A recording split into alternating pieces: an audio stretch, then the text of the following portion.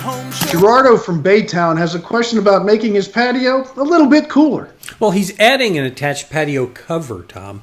And Gerardo writes, I'm having ridge and soffit vents installed. He says, also, I had plans drawn up for the patio. It specifies CDX plywood, but my contractor says he never uses CDX. He uses OSB. So which would be better, using a radiant barrier decking to keep the patio cooler, or just go ahead and use the OSB? I guess it's really two questions, OSB versus CDX, and would it make a difference to use a radiant barrier? What say you? No, it's definitely OSB and CDX. I use CDX plywood. I don't use OSB board. It's particle board. It's not a great product. The plywood is better. Just to give you an example, when you get into high wind loads and you get into wind construction processes for the windstorm people, they don't allow OSB board. They allow CDX plywood because of the structural integrity. And your roof deck is a gusset. It holds it all together, so you want it to be good and tight. So I've always been a plywood guy. Now, when it comes to radiant barriers, you can get it on OSB or you can get it on plywood. In fact, Louisiana Pacific makes a product called Tech Shield, and they only do OSB boards. They don't do plywoods anymore.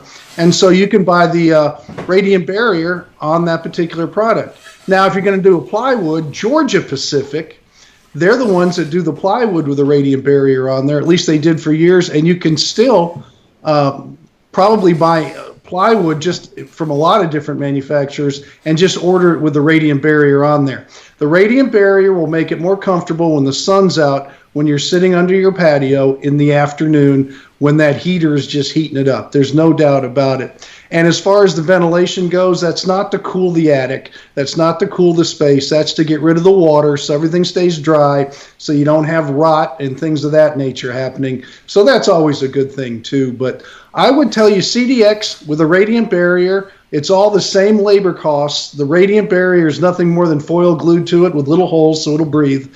And that's the way I would go. And that's going to make the patio more comfortable. It keeps the radiation from beating on, coming through, and okay. So it makes the your shade, skin absorbing it. It stops the radiation. It's still going to be hot out. It's still 100 degrees air temperature. Right, it's just the radiant. It's like I tell people about radiant barriers like this. You can stand in the sun and you can feel that heat on you.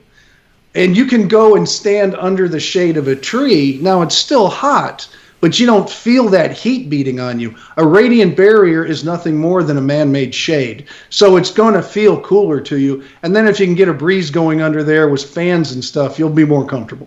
That's what I was trying to say, is it's going to make it a true shade and not just a cover. It's a man-made shade, yeah.